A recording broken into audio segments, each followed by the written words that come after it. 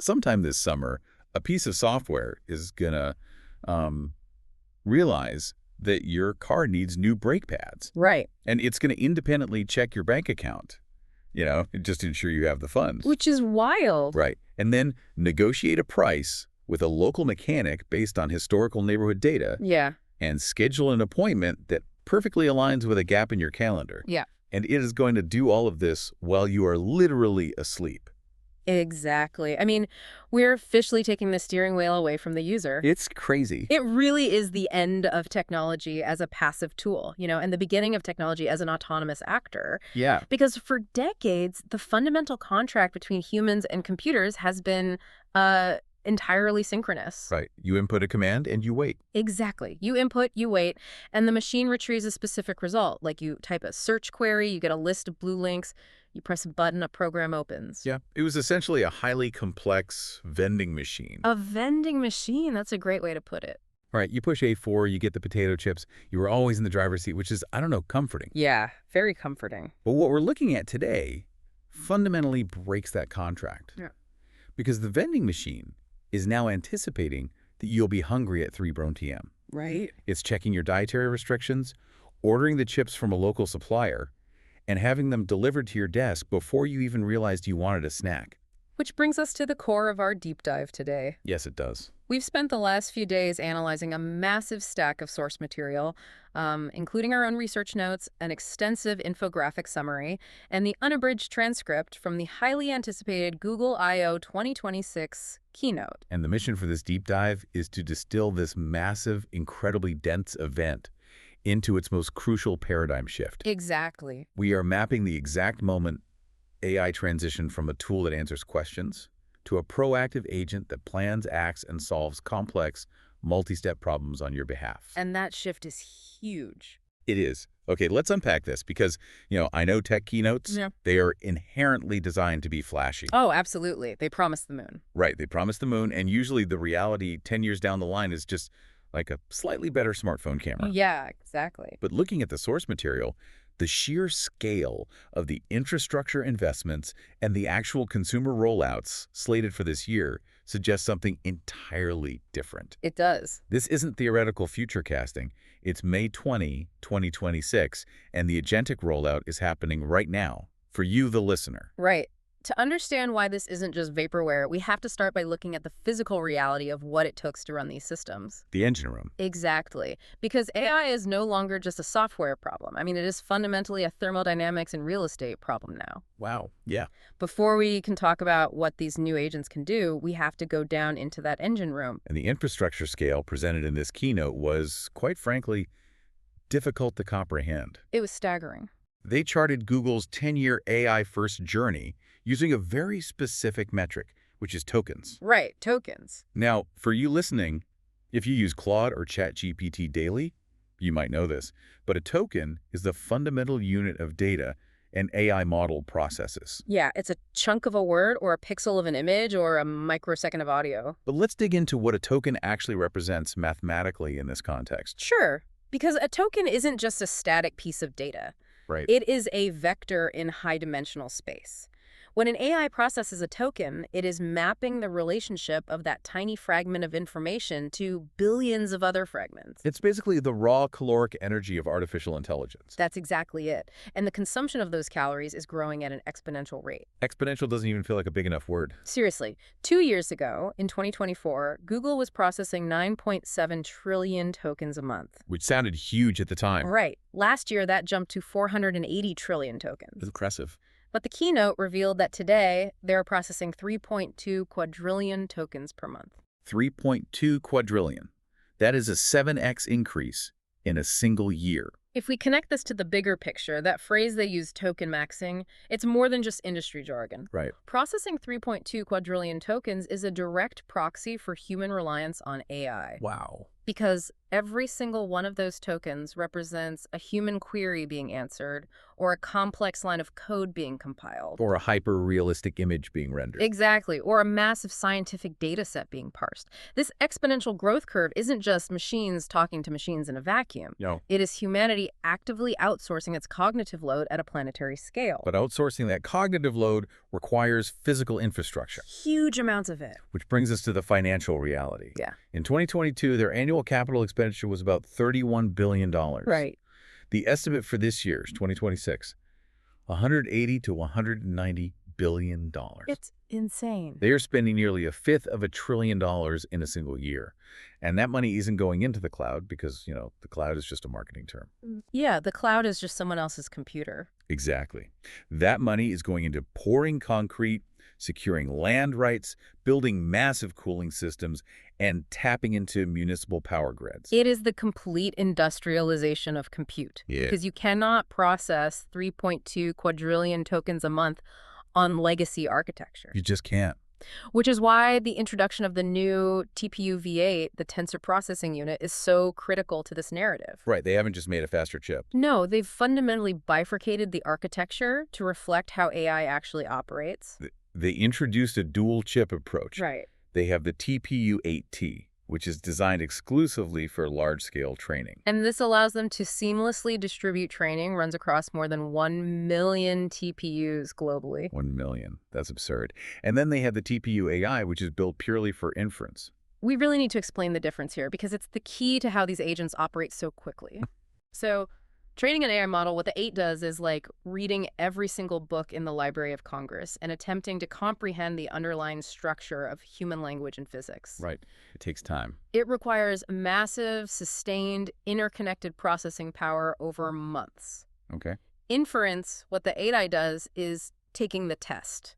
It's the moment a user asks a question and the model has to instantly recall and synthesize that knowledge to generate an answer. And the speed at which the 8i is taking that test is staggering. It really is. It's delivering nearly 1,500 tokens per second, with 2 times better performance per watt. And that per watt metric is the only thing keeping these data centers from literally melting down. Yeah, but I want to contextualize that speed for a second. 1,500 tokens per second. Okay. The average human reads about 4 to 5 words a second. Right. This silicon is spitting out complex, reasoned, synthesized thought hundreds of times faster than you can even comprehend the text appearing on your screen. It is cognitive velocity that surpasses human biological limits. But here's where I have to push back a little bit. Sure. We are looking at a $190 billion capital expenditure in data centers with 1 million specialized TPUs. Yeah. Is this just an arms race where only 3 or 4 mega corporations on Earth can ever hope to compete? That's a big fear, right? I mean, if the barrier to entry to build a baseline AI is a $200 billion cooling and power apparatus, does that choke out all competition in the tech sector? This raises an incredibly important systems question. Yeah. The physical infrastructure required to train foundational models has become so phenomenally capital intensive that, yes, only a handful of sovereign wealth level entities can play at the very bottom of the stack. So it is an oligopoly. At that level, yes. However, what we're seeing is that this massive centralization of infrastructure is actually democratizing the application layer. Okay, how so? Because Google, Microsoft, and Amazon are eating the $200 billion cost of building the data centers, a developer in their garage can access world-class supercomputing for fractions of a cent via an API. Oh, I see. They are centralizing the heavy lifting so that the end user, you listening to this, can be infinitely creative. Okay, so that's the physical engine room. But the silicon is just the vessel. Right. The models running on those chips have fundamentally evolved. If you've been following AI, you know all about large language models, or LLMs. Yeah.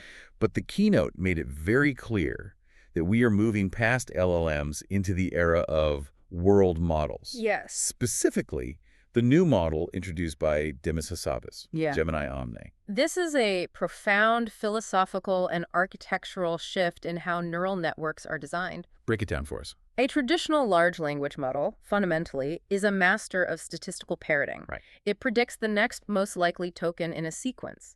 It knows that mathematically the word apple is frequently followed by the words falls down. Because it's seen it a billion times in text. Exactly. But an LLM doesn't actually know what an apple is. Right. It doesn't have a concept of three-dimensional space, and it certainly doesn't know what gravity feels like. But Gemini Omni does. It does. They define Omni as a world model because it actually simulates physical reality within its latent space. Yeah. It possesses an intuitive understanding of physics, kinetic energy, and spatial causality. And we have to ask why this is necessary. Why does an AI need to understand kinetic energy? To build agents, right? Exactly.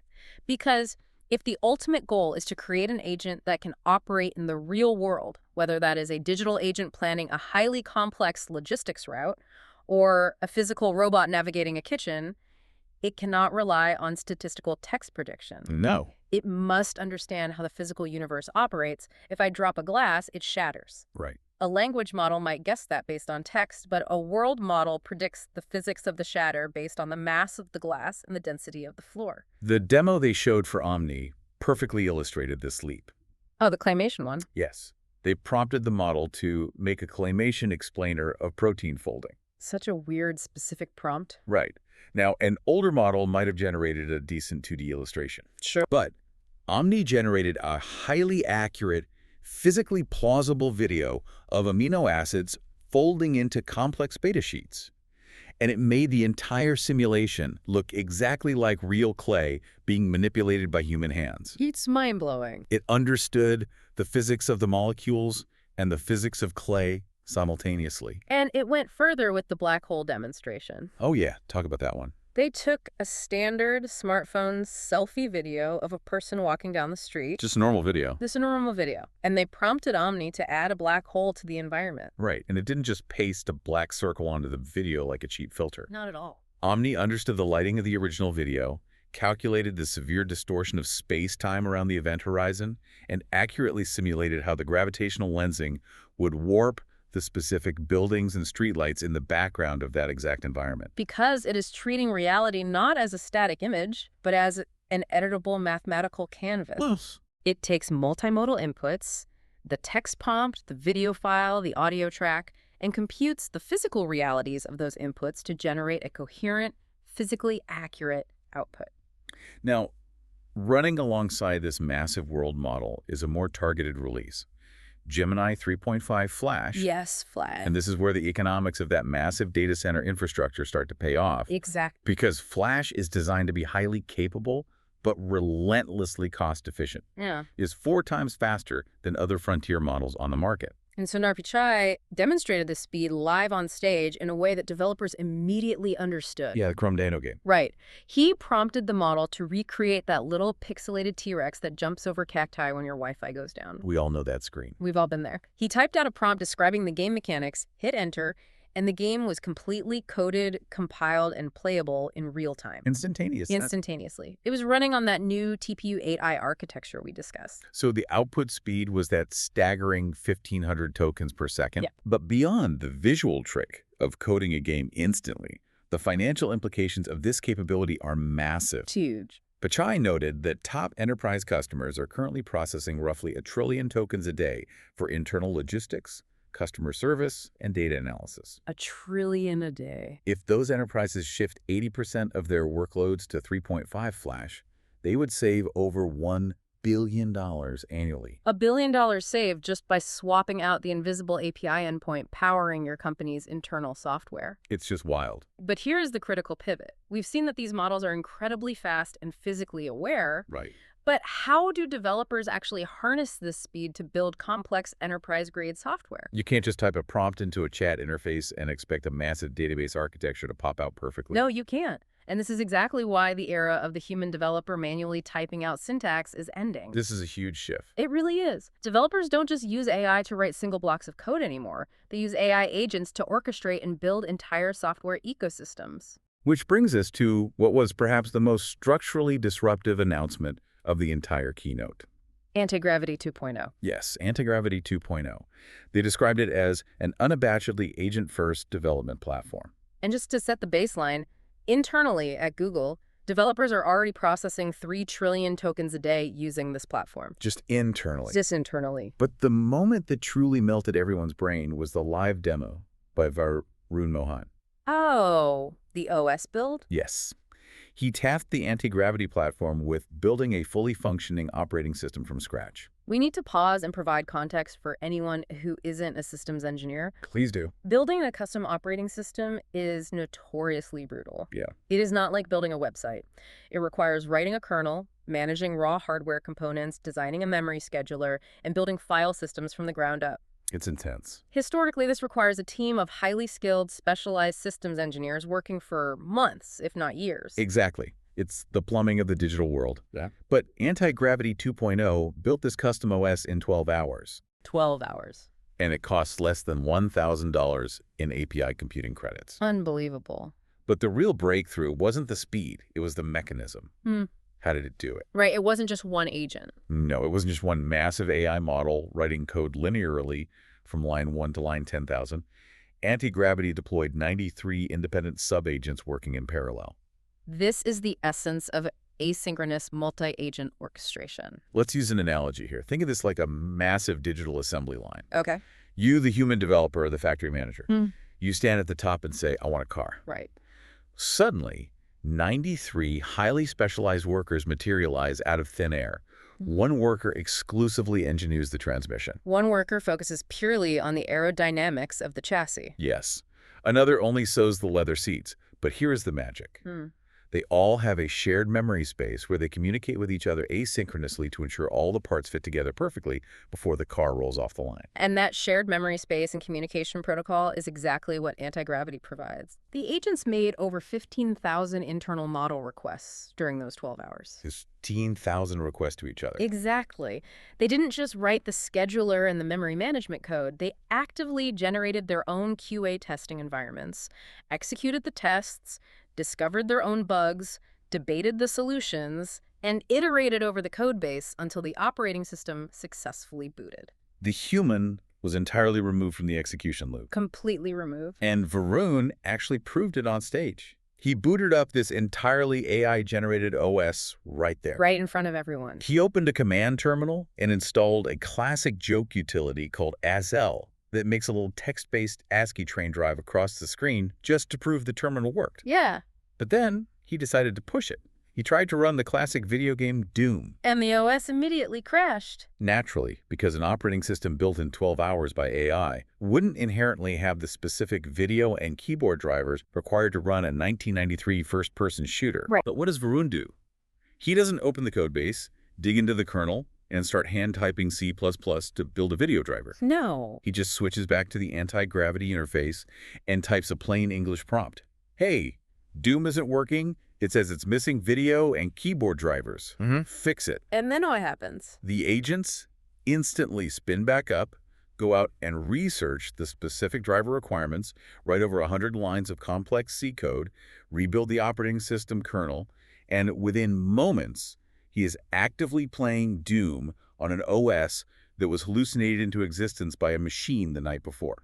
If we step back and look at the systemic impact of this, it forces a complete reevaluation of human labor in the digital space. It really does. The AI abstracted away the execution. And this is where I have to ask the incredibly uncomfortable question for our tech-heavy audience. Yeah, I know where this is going. If a swarm of 93 AI agents can build a custom, functioning operating system from scratch in 12 hours for $1,000, what happens to the inherent value of traditional coding skills? It's the big question. Yeah. I mean, if a student just spent 4 years and $100,000 getting a computer science degree purely learning how to write syntax for file system schedulers, are they completely obsolete? It is a very real, very pressing economic concern. Yeah.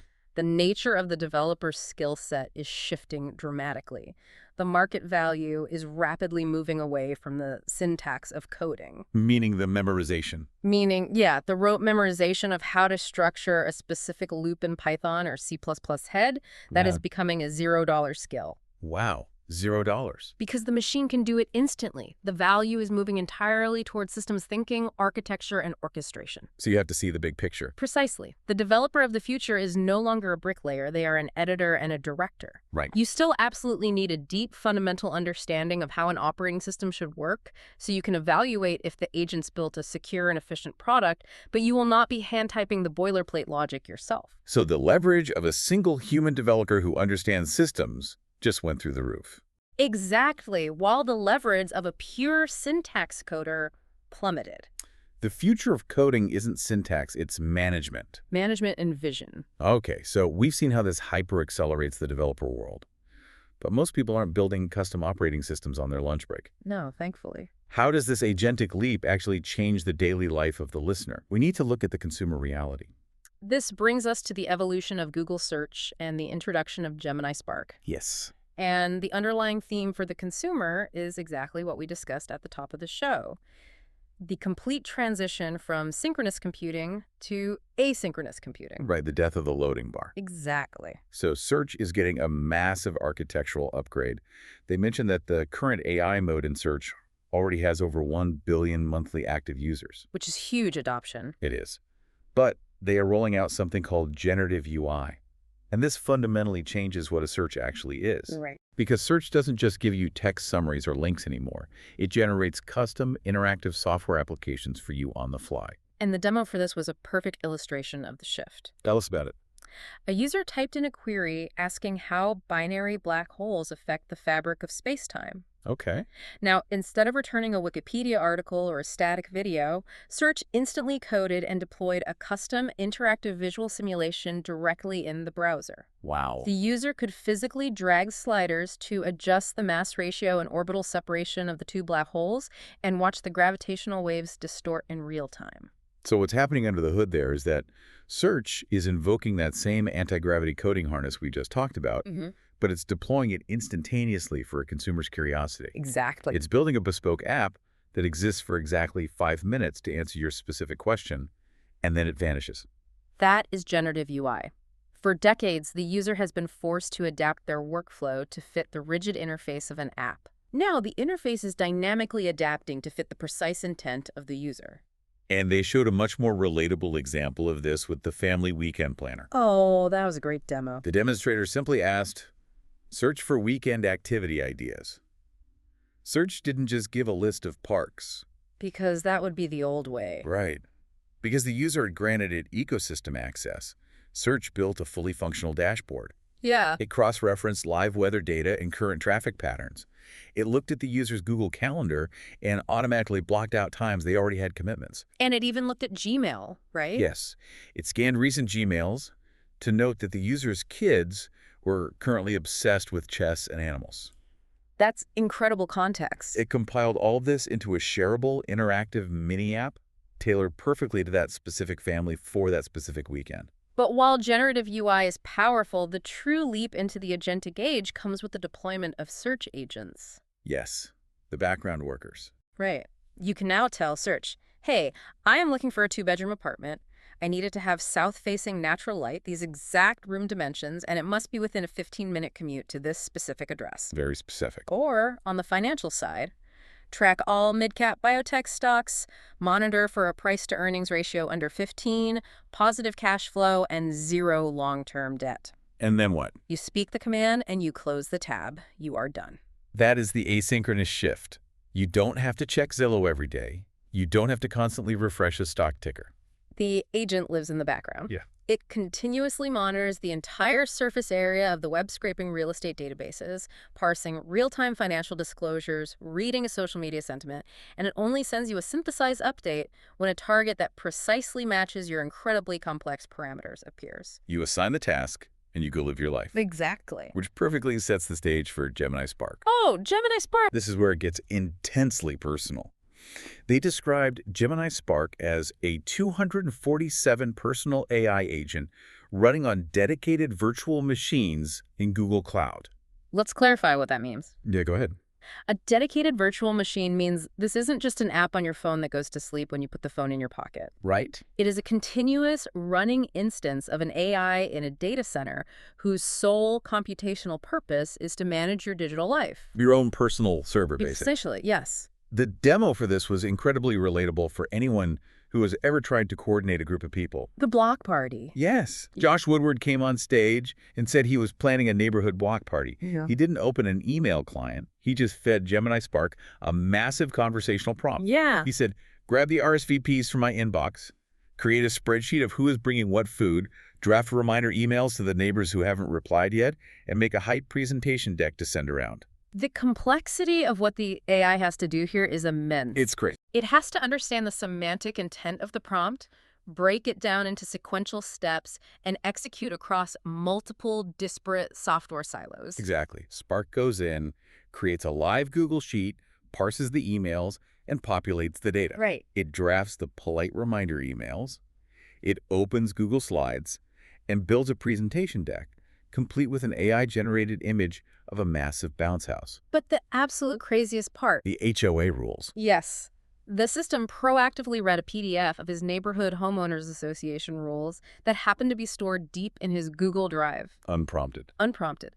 And it automatically flagged in the presentation that he was strictly forbidden from setting up the bounce house before Friday afternoon. It demonstrated cross-platform reasoning. Exactly. It connected raw email data, structured spreadsheet cells, presentation formatting, and raw legal text from a PDF, and reasoned across all those formats to ensure the user's plan didn't violate a localized rule. He also demonstrated this beautiful concept of the brain dump. I love this part. You know when you are driving or walking, and you have 6 random thoughts you need to execute, but you can't type them out? Always. He just pulled out his phone and rambled into it. Yeah. He said, make sure you invite the neighbor to the party.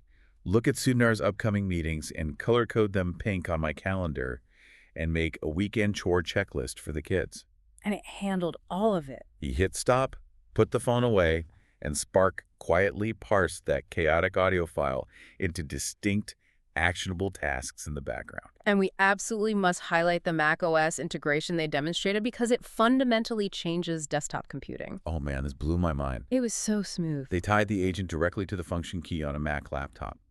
The demonstrator had a messy desktop with a bunch of random files, a couple of PDFs, a scanned image of a vet bill. Right? He just highlighted the files with his mouse, held down the function key, and spoke to his computer. He said, draft an email to the dog kennel for Louis, Cinnamon, and Hank, reference these local files for their allergy info and vaccination dates, and format all that data into a clean table inside the email body. And it executed instantly. Just like that. What's fascinating here is the total elimination of friction.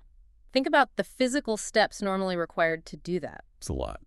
You have to double-click the PDF, visually scan for the rabies date, open your email client, compose a new message, click Insert Table, and manually transcribe the dates from the image to the table. It takes like 5 minutes. Right, but the agent bypasses the graphical user interface entirely.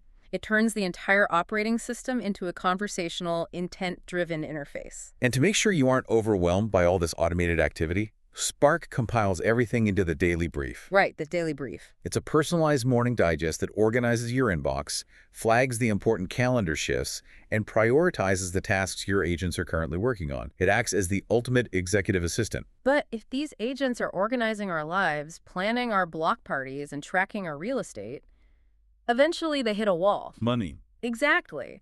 Planning inevitably requires purchasing. If the agent knows you need a bounce house, it needs the ability to rent the bounce house. Right. Which brings us to the most economically consequential part of the deep dive. Agentic commerce. Giving an autonomous AI a credit card. Sounds terrifying. Well, for this to happen, the foundational infrastructure of the web has to change. Okay. The current internet is designed for humans with eyeballs and fingers to navigate visual storefronts and manually type in 16-digit credit card numbers. Right. A robot can't do that easily. An AI agent doesn't have hands. It needs an entirely different way to transact. Which is why they announced the Universal Commerce Protocol, or UCP. They refer to it as the HTTP for Agentic Commerce. And the massive news here wasn't just the tech, but the coalition behind it. Yeah, UCP is an open source standard backed simultaneously by Google, Amazon, Meta, Microsoft, Salesforce, and Stripe. We really need to pause and analyze the historical significance of this. It's unprecedented. You have the most fiercely competitive, trillion-dollar tech monopolies on Earth companies that usually refuse to interoperate, all agreeing to adopt a single open standard. Why? Because a fragmented agentic web simply wouldn't work. Right. If your Google-powered Gemini agent couldn't seamlessly execute a purchase on an Amazon-hosted storefront, the entire utility of autonomous commerce collapses. They need each other to make it scale. Exactly. They realize that standardizing the API layer for non-human spenders is the only way this multi-trillion-dollar economy scales. For the first time in history, the open web isn't just standardizing how computers talk to computers, but how non-human entities spend human money. But the immediate concern anyone has, the absolute first thought when you tell me my AI can buy things is, what if it goes rogue and buys a $20,000 motorcycle while I'm sleeping? Valid fear. Very valid. So to prevent that, they built the Agent Payments Protocol, or AP2. This is the security and accountability layer built on top of UCP. AP2 is what makes this viable for the consumer. It allows the user to set incredibly strict, unbreachable parameters. Give me an example. You can give your agent a mandate that says, you are authorized to keep my pantry stocked with coffee, but you can only buy the specific fair trade brand, and you are hard-coded never to spend more than $45 a month. But how does the merchant know the AI didn't just invent that rule? Ah. Because the keynote explained that AP2 ensures accountability via tamper-proof digital mandates. Can you explain the actual cryptographic mechanism here? Certainly. When you set a parameter in AP2, you are essentially signing a smart contract. Okay. The protocol creates a cryptographic paper trail, a digital mandate that inextricably links your verified human identity, your bank, and the specific parameters you set. Right. When the AI agent approaches a merchant server to buy the coffee, it presents this cryptographic token. The merchant server verifies the token against the protocol. If the agent tries to spend $50, the math of the token fails, and the transaction is cryptographically rejected at the server level. It is verifiable intent. Verifiable intent, that's the exact term. To bring this into a real-world scenario, they showcase the universal cart. It's an intelligent, persistent shopping cart that follows you across the web. Yeah, that was very cool. It tracks historical price fluctuations, alerts you the second an out-of-stock item returns, and crucially, it actively reasons about your purchases. The reasoning aspect is what elevates it from a tracker to an agent. Right. They gave a great example of building a custom PC. Oh yeah, the motherboard one. Yes. You are shopping around, and you add a high-end motherboard to your cart, and then later you add a fast new processor. A very common scenario that is fraught with compatibility errors. Exactly. You might not realize that the specific processor you picked uses a physical socket type that will not physically fit into the motherboard you chose. Happens all the time. Normally you buy it, it arrives, you try to build it, and you realize you've wasted $1,000. The universal cart catches this instantly. Before you buy. Before you can hit checkout, the cart pops up an alert saying, hey, these two components are physically incompatible. Here is an alternative motherboard that matches your processor and is currently on sale. It's acting as a highly technical sales associate. Right. With AP2 handling the financial security boundaries and the universal cart handling the logical reasoning of the items, it significantly reduces the margin for human error in complex purchases. But I want to debate the behavioral impact of this. Let's do it. With this level of frictionless buying, does this spell the end of buyer's remorse because the AI catches all our technical mistakes? Maybe. Or will we end up with agents relentlessly buying things we technically approved in our AP2 parameters but didn't really need? Like what? Like if I tell my agent to buy my favorite running shoes when they go on sale, am I going to wake up to 6 pairs of shoes just because the algorithm detected a rolling 15% discount across multiple sites? It's a fascinating behavioral tension. Friction in the purchasing process, having to get your wallet, type in the numbers, double-check the specs, is often the only thing that prevents impulse buying. Yeah, that friction saves us money. If you remove the friction entirely, you are relying solely on the discipline of your initial instructions. The AI doesn't feel buyer's remorse. It possesses no emotional relationship to money. It just does what it's told. It simply executes the mathematical mandate. Consumers will have to become incredibly disciplined and precise in how they write their spending rules. Yeah. But conversely, imagine the relief of having your cart catch a technical mistake that would have cost you hours of frustration dealing with customer service and return shipping. The pure utility of it will drive mass adoption despite the learning curve. Okay, let's pivot away from the highly logical, numbers-driven world of commerce and logistics to something entirely different. Right. Because these agents aren't just robotic organizers. They are surprisingly powerful, creative collaborators. Yes. The keynote dedicated significant time to showing how AI is lowering the barrier to entry for creative execution, which, counterintuitively, fundamentally elevates the value of raw human taste. So what did this look like in practice? We got to look at several new tools. Google Pics, right. Yeah, Google Pics is fully integrating image creation and complex editing directly into the Workspace suite. You can seamlessly remove objects, change lighting, and expand borders, and importantly, all of it is embedded with a synthized watermark for transparency. And then there was Stitch. Right. Then they introduced Stitch, which is a tool that generates entire user interface designs based entirely on a conversational prompt. The demo with the local pizza company was a great illustration of this. Yeah. The scenario is that these small business owners know exactly how to make incredible pizza, but they have absolutely no idea how to code a responsive website. Right.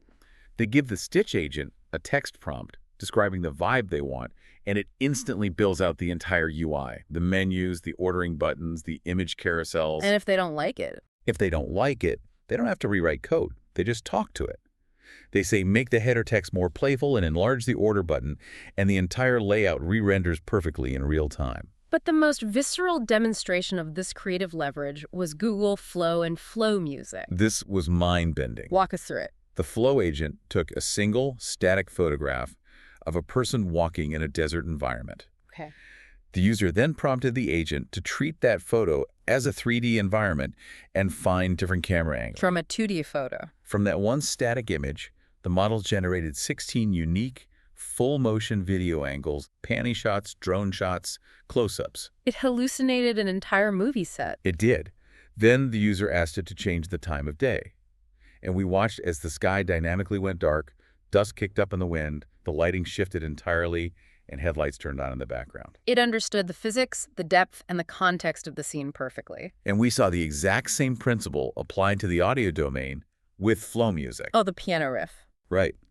A user sat at a keyboard and just hummed and played a really rough, basic piano riff, a completely amateur melody. Just a few notes. They fed that audio file to the agent and prompted it to turn it into a polished R&B track featuring female vocals. And in seconds. In seconds, it produced a fully mastered, multi-track, professional-sounding song based perfectly on that rough melody. So we have to ask, what does this actually mean for the creative industries? Yeah. The most important quote from this section of the keynote was, "The real breakthrough isn't the technology, it's what you do with it." Right. If literally anyone on Earth can generate a professional R&B track or a 16-angle video shoot in 5 seconds for free, the scarce commodity in the market is no longer the technical ability to operate a RD camera or mix audio in Pro Tools. AI commoditizes execution, which means the only thing left of value is your taste. It's your vision. Exactly. The human's job shifts entirely to curation, direction, and emotional resonance. Why does this video need to exist? Right. What is the specific story it is trying to tell? How does it make the audience feel?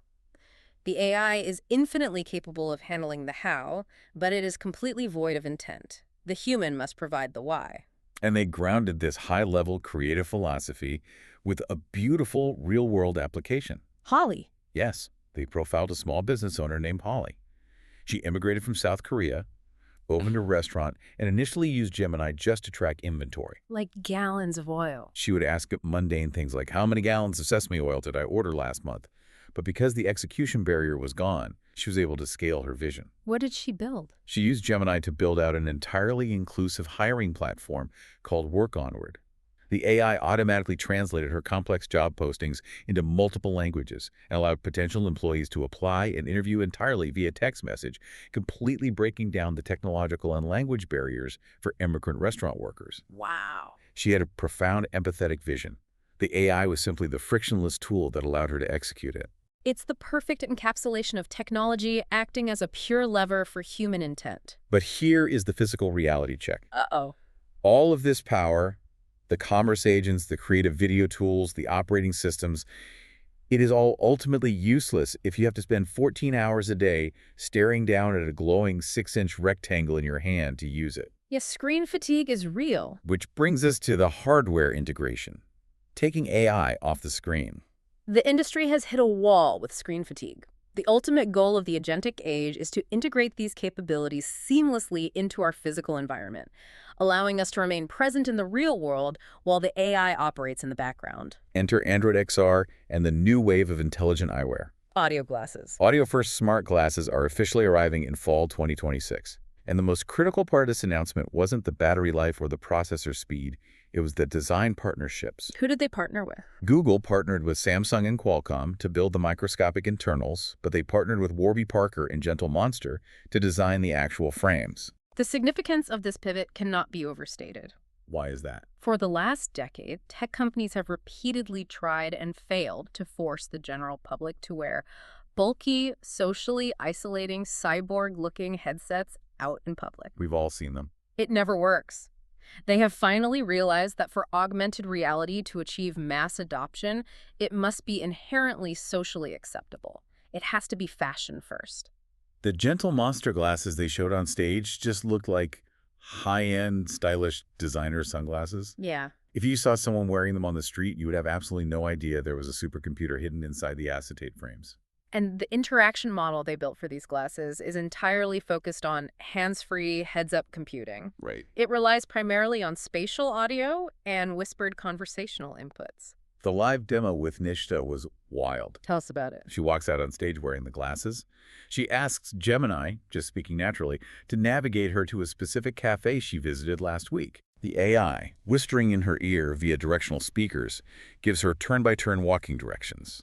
As she gets close, she asks the agent to order her usual nitro cold brew and add a 20% tip. We need to highlight the multi-agent orchestration happening here. Yeah, break it down. The AI, running asynchronously on her phone in her pocket, interfaces with the UCP Commerce Protocol, opens a background connection to DoorDash, navigates the restaurant's menu, applies her stored AP2 payment mandate, calculates the tip, places the order, and verbally confirms the ETA in her ear. And she never broke stride. She never looked down at a screen. And the agent is constantly managing her digital inflows. Her phone has been buzzing with muted texts. Right. She asks the glasses for a summary. The AI parses the texts and whispers, "Your family dinner is confirmed for 7 p.m. tonight, and your daily affirmation reminder just went off." She tells it to add the dinner to her calendar, which it does instantly. And then for the finale, she looks out at the keynote audience and asks Gemini to take a cartoon selfie of the crowd using the Nano Banana art model and beam the image directly to the screen on her smartwatch. This fundamentally changes how humans interact with their environment. It really does. The technology becomes an invisible, ambient layer of context and capability overlaid onto the physical world.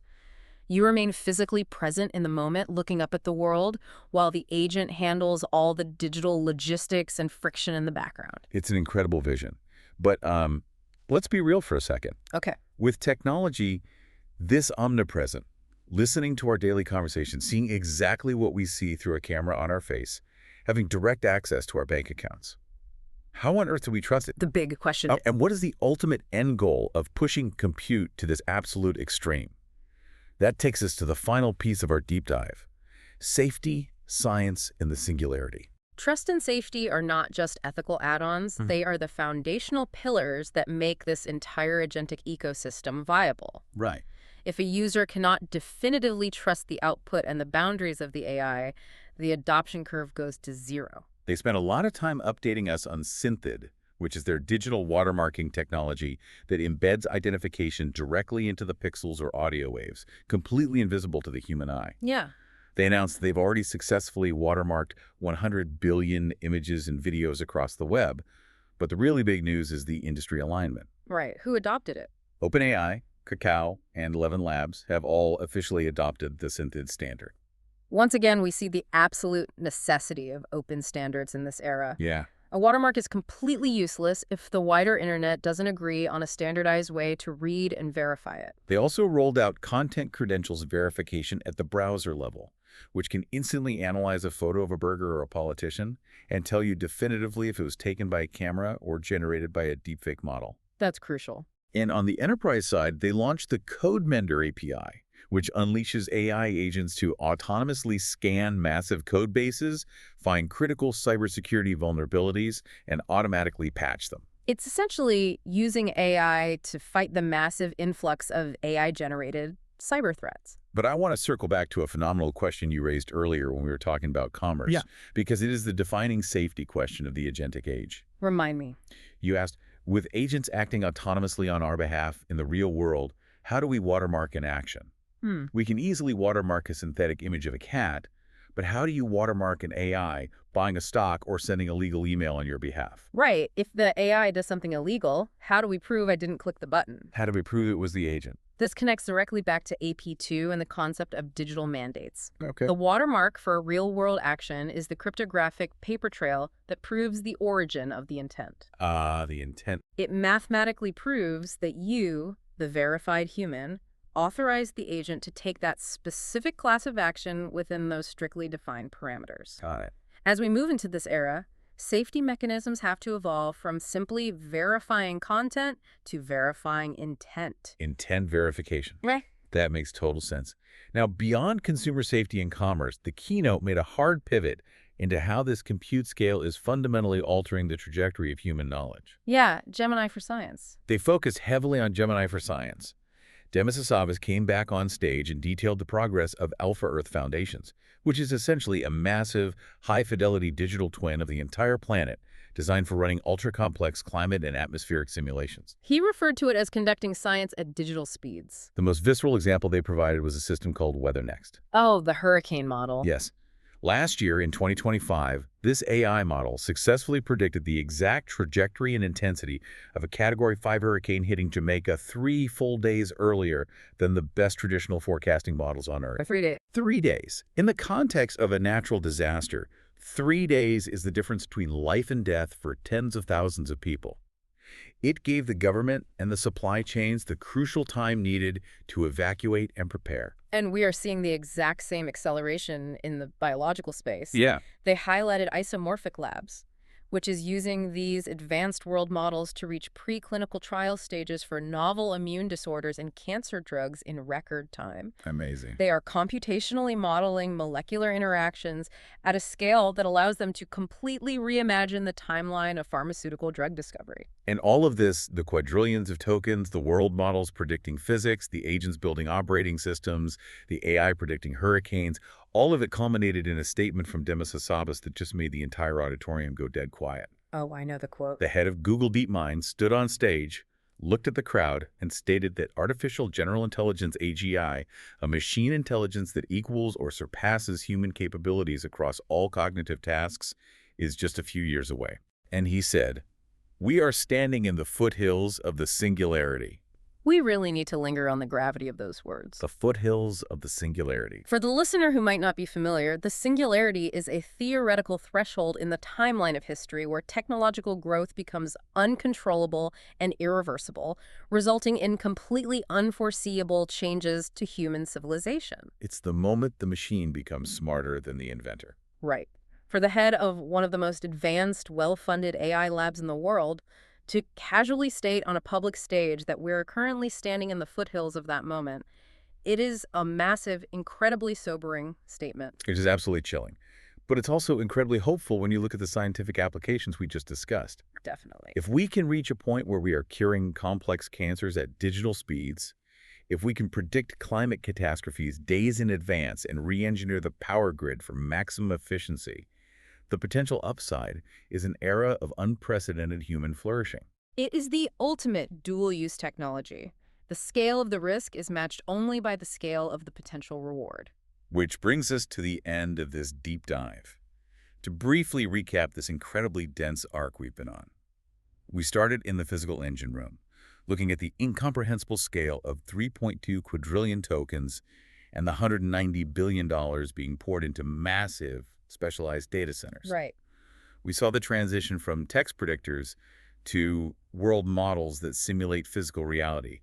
We watched autonomous agents build entire operating systems from scratch in hours. We explored how Gemini Spark is going to manage our schedules and how universal carts will intelligently navigate our purchases. We saw AI generating multi-angle video shoots and R&B tracks from simple prompts. elevating the value of human taste. We saw the future of hardware with fashion-first smart glasses that let you order coffee without ever looking at a screen. And finally, we saw weather models predicting hurricanes to save lives as we approach the edge of the singularity. The transition from the information age to the agentic age is no longer a bold prediction for the next decade. No, it's not. It is an observable structural reality happening right now this summer on the phones, laptops, and servers you already interact with. The infrastructure is built. The agents are here. But I want to leave you, the listener, with a final thought to ponder as you start spinning up your first Gemini Spark agents over the next few months. Okay. We started this deep dive talking about the vending machine, the predictability of pushing a button and getting an exact synchronous result. Right. We are now rapidly handing over more and more of our logistics, our planning, our buying, our coding, and our organizing to incredibly powerful autonomous agents. And these agents are mathematically designed to perfectly optimize our lives. Yes, they will always find the fastest route, the absolute cheapest price, the most perfectly efficient weekend itinerary plan down to the minute, flawlessly factoring in traffic, weather, and your kids' preferences. They are designed to completely eliminate friction. Exactly. They eradicate friction. But what happens to human serendipity in a frictionless world? That is a great question. If an AI plans your perfect weekend so flawlessly that you never take a wrong turn, do we lose the beautiful, messy accidents of getting lost? Yeah, those happy accidents. Do we lose the chance discovery of that weird little used bookstore or that amazing hole-in-the-wall cafe that you only found because you took the wrong exit off the highway? Probably. If the algorithm perfectly predicts and executes exactly what you want, when do you ever get the chance to discover something you didn't know you wanted? It's a profound trade-off. It's fun to think about. As our technology gets exponentially smarter and more efficient, we might have to work a little harder to keep our lives beautifully, wonderfully unpredictable. Until next time.